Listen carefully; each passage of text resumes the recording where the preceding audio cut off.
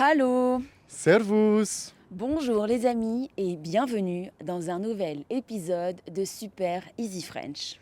Aujourd'hui, nous sommes à Vienne, la capitale de l'Autriche.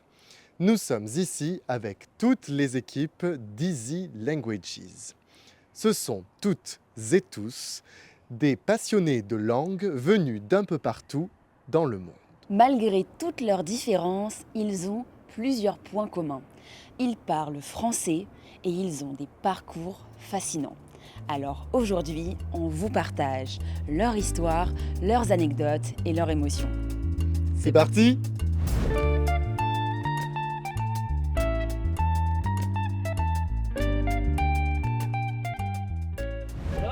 Rolling, ok. Je suis Mario, je suis italien, j'ai 31 ans. Je viens d'Italie, mais je vis aux Pays-Bas. Et maintenant, je travaille pour Easy Dutch et Easy Greek. Je m'appelle Émile et j'ai 30 ans. Je suis un avocat et je suis un papa. C'est facile, c'est la partie facile de l'intro. Moi, c'est Raphaël, je suis de l'équipe de Easy Italian et moi, je suis né à Naples, dans le sud de l'Italie. Et j'ai toujours vécu à Naples et encore aujourd'hui, je vis à Naples. Je m'appelle Rawad, je viens du Liban, je suis libanais et allemand et j'habite maintenant à Berlin. Je suis un réalisateur de films et maintenant je travaille avec Easy German. Bonjour, je m'appelle Harry, j'ai grandi au Royaume-Uni et maintenant j'habite à Barcelone. Je m'appelle Camila, je suis colombienne, je suis née à Bogota et maintenant je habite à Barcelone. Donc ça c'est peut-être la plus grande aventure de ma vie.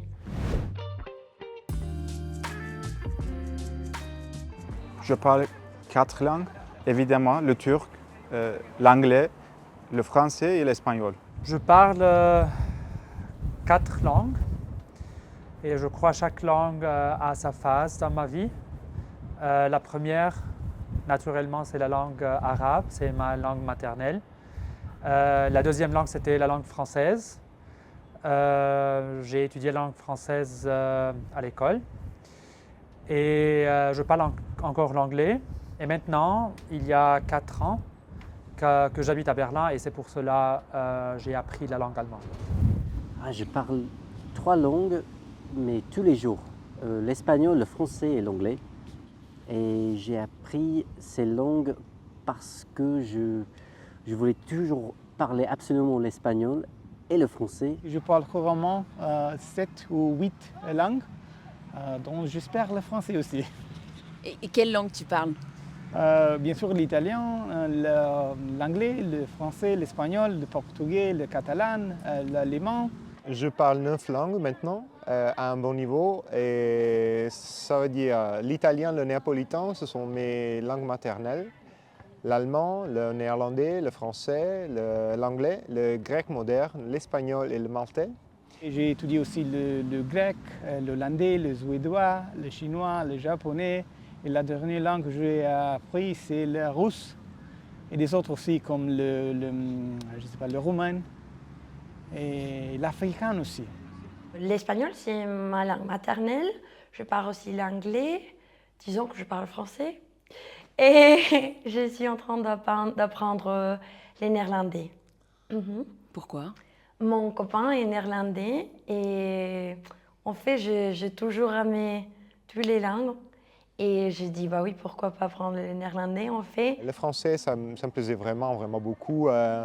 Depuis que j'ai écouté Moi Lolita d'Alizée quand j'étais très petit, j'ai adoré cette chanson, je l'écoute encore toujours. J'étais entouré par des Français très sympas dans la colocation où j'habitais. Où ça? C'était en Colombie.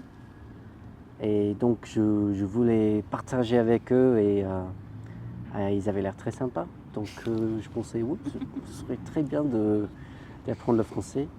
Et aussi, j'ai commencé à sortir avec ma copine qui était française. Et donc, il fallait absolument l'impressionner. J'avais l'espoir de partir en France parce que la Colombie et la France ont beaucoup de liaisons et d'opportunités avec des universités. Donc à ce moment-là, j'imaginais que peut-être je pouvais faire ça, mais à ce moment-là, c'est seulement mon hobby. J'ai visité Paris quand j'étais tout petit avec mon père. J'ai tombé amoureux avec le français et la culture française. Et c'est pour ça que il y a 20 ans, j'ai décidé d'apprendre le français aussi. Il faut apprendre le français, n'est-ce pas? Si tu aimes les langues, il faut parler français aussi. C'est pas ma faute.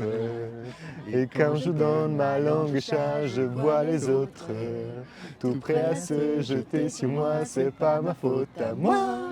Le français, c'est la deuxième langue au Liban. Il y a beaucoup des jeunes, il y a beaucoup des enfants qui ont appris la langue française déjà à l'école. J'ai étudié toute ma vie, 18 ans de ma vie, la langue française, et j'ai étudié toutes les matières scientifiques en français. Il y a 10 ans, je me suis dit que pourquoi tu n'apprends pas une autre langue autre que l'anglais. J'ai pris un cours au consulat de français à Istanbul. J'ai pris un cours pendant 6 mois ou 7 mois. Je ne me souviens pas beaucoup. Et après ça, je n'avais pas de chance de pratiquer beaucoup. Mais C'était un cours intensif? oui, c'était intensif. Combien d'heures de cours par semaine? Combien de cours? Je pense que 20 ou 25 heures par semaine. J'ai commencé à l'étudier à l'école à 11 ans. On a cette possibilité en Italie, donc au début ça ne me plaisait pas, je dois avouer. C'était un peu comme une autre langue que je dois apprendre. Mais quand j'avais 12 ans, ma mère m'a aidé un peu à faire mes devoirs, etc. Et je sais pas, ça a commencé à me plaire avec la musique aussi. Et puis j'ai commencé à chatter dans des forums en français. Mais comme je parlais pas vraiment français, ce que je faisais, c'est utiliser Google Traducteur. J'écrivais mes phrases en italien, je les traduisais. Et puis les phrases que les Français m'écrivaient, je les traduisais en italien. Et en faisant ça, j'ai appris beaucoup de mots et j'ai commencé à comprendre comment construire une phrase en français. Et avec le temps, ça a bien marché quand même. Au début, j'ai vu une série qui a été en fait argentine. Et les personnages de cette série ont parlé en français. Ça attirait toute mon attention et j'ai dit bah oui, je vais apprendre. Et les premières choses que j'ai fait, je notais 50 mots en français que je ne savais pas et j'ai tout mémorisé et j'ai raconté tous ces mots à mes parents et mes parents ont dit ah bah oui, cette fille a vraiment l'intention d'apprendre, donc on va le faire ensemble. J'ai commencé avec des cours à l'Alliance française. À Bogota? À Bogota, oui. Pendant 3 mois, donc pas si long. Je suis partie aux États-Unis pour faire l'université. Quand je suis revenue en Colombie, j'ai dit bah oui, peut-être je peux continuer le français. Et j'ai pris 7 heures de français tous les jours pendant 1 an. J'ai simplement acheté des livres de grammaire française, mais je n'ai pas lu les livres de grammaire française pour apprendre toute la grammaire française dans 2 semaines. C'était seulement pour moi pour avoir une idée de comment est-ce que la grammaire française fonctionne, les différences entre le français et l'italien et tout ça. Mais après, c'était en lisant des articles sur Internet, en lisant des choses, en écoutant aussi, en regardant la TV. Je me rappelle que je regardais TV5 pour savoir un petit peu plus sur ce qui se passait en France et dans le monde en français. Et c'était comme ça, c'était petit à petit, comme on dit, petit à petit. Oui, c'est comme ça. Encore aujourd'hui, j'ai une copine à moi qui est italo-française. Aujourd'hui, on parle encore souvent. Et on s'est vu en Allemagne quand j'habitais en Allemagne. Je suis allé à Lyon quand elle habitait à Lyon. Donc oui, on est resté en contact et je l'adore. Et avec elle, une autre copine aussi qui est bosniaque, mais habite en Italie. Elle a grandi en Italie, donc elle est italienne quand même. Et les trois, on parlait toujours en français. Maintenant, on parle en italien, mais au début, on parlait en français. Pour moi, le français était aussi une langue professionnelle. Dans une vie passée, je faisais des autres choses. Et on avait une petite compagnie et on avait des prestataires en France, à Paris. Et c'est pour ça que j'ai pu voyager plusieurs fois à Paris, pas seulement pour visiter la ville, mais aussi pour rencontrer ces prestataires et parler avec eux de boulot. J'ai beaucoup maintenant des amis français et francophones. Et je crois que ce n'est pas nécessairement la langue française, toutes les langues sont nécessaires pour créer des amis.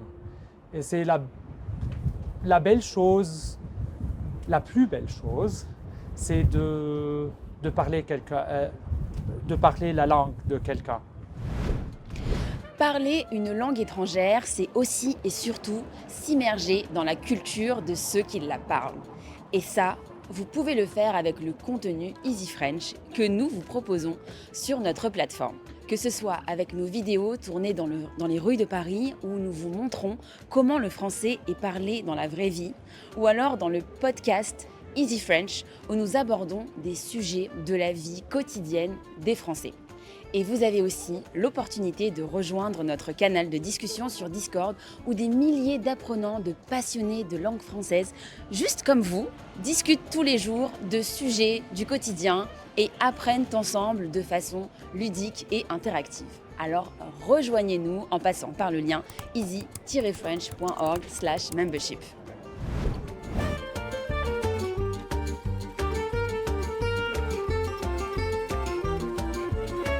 Quelles sont les choses que tu apprécies le plus dans la langue française? Le son. Ça sent trop bien, extrêmement bien. Puis les règles, parce qu'on dit que le français, on ne comprend pas comment l'écrire, comment le lire. Non. Si tu apprends les règles, tu sais comment lire le français. Il y a des exceptions, oui, il y en a toujours, presque dans toutes les langues. Mais si tu apprends les règles et les exceptions, en général, tu sais comment lire un mot. Tu ne peux pas lire la même chose de l'anglais. Tu peux apprendre des règles en anglais, oui, il y en a, mais tu peux les appliquer seulement à des parties de vocabulaire, pas à tout le vocabulaire. Donc, ouais, le français, moi, je préfère. Et puis, je sais pas, l'esthétique aussi. Moi, je fais attention aussi à l'esthétique des langues. Et le français a une esthétique très, très belle. Je pense que c'est une opinion impopulaire. Je sais. Mais c'est très intéressant d'avoir cette opinion-là. La culture et la philosophie qui est venue de la langue. Disons que chaque fois que j'ai terminé mes cours de français, j'ai toujours eu une question particulière. Une question sur la vie, sur moi-même, sur la réalité, sur la politique du monde. Et oui, être capable de voir toute cette question m'ont aidé beaucoup à réfléchir sur moi-même. Sur le monde surtout, j'aime bien ça. Oh, c'est une langue magnifique, je pense que c'est ma langue préférée. Il y a beaucoup d'expressions et l'accent est super attractif. Je ne l'utilise pas très souvent dans mon quotidien et ça je voudrais changer parce que c'est quand même une de mes langues préférées. Mais j'ai un jour, le jeudi, dans lequel je fais des trucs en français pour ne pas oublier, pour rester un peu entraîné. Et parfois, j'écoute les podcasts de Easy French, où oui, je lis quelque chose, j'écoute la musique, je chante. Ouais. Tous les jours, je lis un journal qui s'appelle Courrier International. Je recommande beaucoup pour tout le monde qui apprend le français, parce que c'est un journal qui traduit des articles de partout dans le monde en français.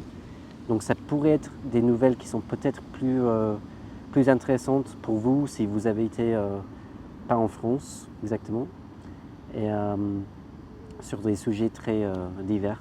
J'ai acheté Le Petit Prince mais pas pour moi, pour mon fils. Ah. Quand j'arrive chez moi, je vais commencer à lire à mon fils et donc j'aurai une chance de pratiquer plus avec mon fils. Je voulais lire les livres de Victor Hugo, Les Misérables, Notre-Dame. Et j'ai acheté la version originale en français. C'était trop difficile pour moi. Et je pense que c'est difficile, assez difficile même pour les Français aujourd'hui. Et alors j'ai dû acheter les versions simplifiées des livres. Mais c'est très bon parce que j'ai pu connaître l'histoire des romans de Victor Hugo et la culture et la littérature française. Qu'est-ce qui t'a posé le plus de difficultés dans l'apprentissage du français? Je pense que c'est toujours difficile de savoir si un mot est masculin ou féminin, par exemple. Donc, il y a ce côté de grammaire. Et je me souviens quand j'ai commencé à parler qu'il y avait beaucoup de choses qui n'avaient pas vraiment de raison. Et ils ont toujours dit « Ah mais c'est juste comme ça.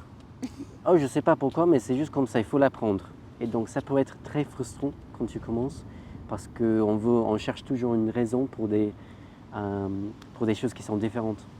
Je crois que c'était un peu les conjugaisons. Ouais, c'était un peu genre, si tu les apprends, il n'y a pas de problème, mais au début, c'était un peu beaucoup de choses à retenir. Et peut-être un peu, l'orthographie, oui, c'était un peu différent de l'italien, donc il fallait que je m'y adapte. C'est assez facile pour quelqu'un qui vient de l'Italie d'apprendre français. La différence la plus grande, c'est bien sûr la prononciation. Et je pense qu'à l'époque dont j'ai appris le français, il n'y avait pas beaucoup d'audiocours en français. Et c'est pour ça que peut-être ma prononciation aujourd'hui n'est pas parfaite. Mais c'est bon, la chose la plus importante n'est pas de ne faire pas des erreurs, mais de pouvoir communiquer.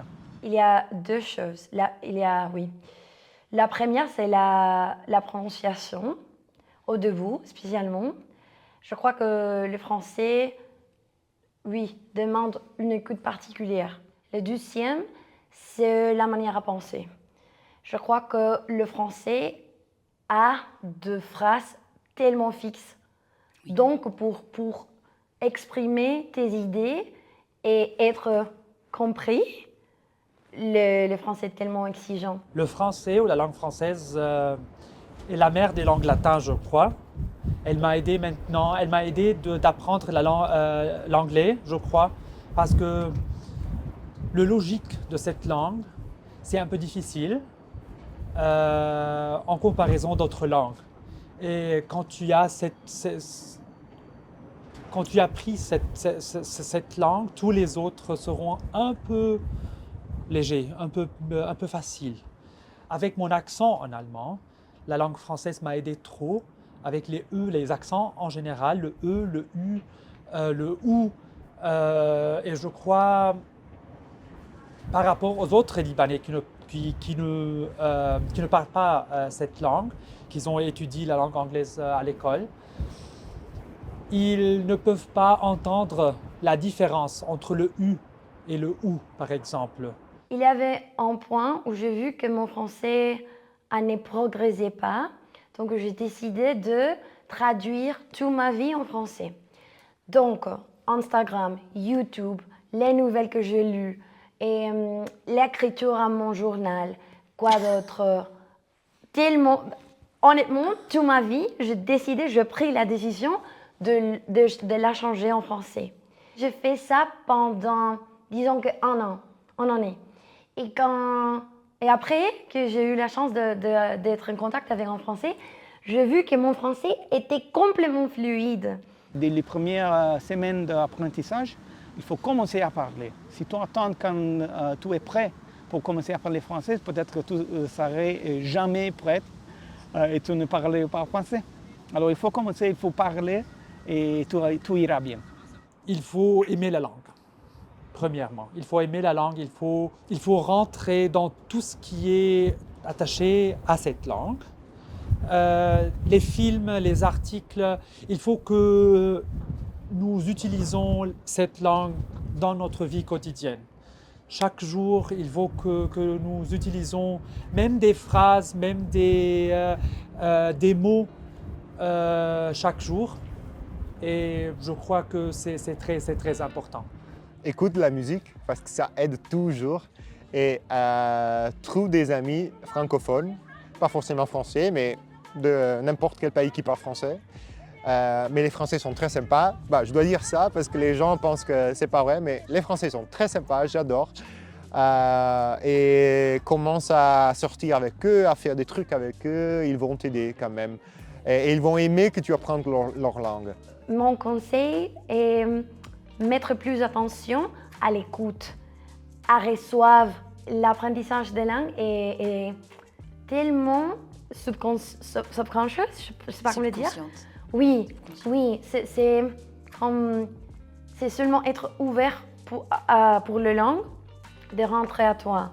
Ça m'a changé vraiment. Courage, ça va venir. Et c'est pas un chemin que tu vas finir, mais quelque chose de pratiquer tous les jours. Parce que finalement, c'est ça, apprendre une langue, non, ça prend du temps. J'aime bien un acteur français. Il est un acteur français. Il a un grand nez, petit peu. Son cheveu est toujours parfait. Pourquoi est-ce que je viens de l'oublier? Je l'aime bien. Pierre Ninet? Nez, non. Non.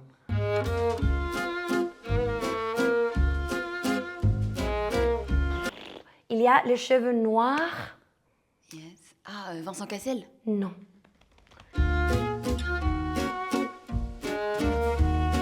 Louis Garrel. Louis Garrel, l'amour de ma vie française. L'amour de ma vie française. Incroyable. On espère que toutes ces histoires vous ont inspiré et surtout motivé à continuer votre apprentissage du français. Nous, malheureusement, nous sommes de retour à Paris. Nous avons quitté tous nos merveilleux amis d'Easy Languages, mais nous sommes revenus avec plein d'idées, plein de contenus à filmer pour vous. Alors, on vous dit à la semaine prochaine. Au revoir!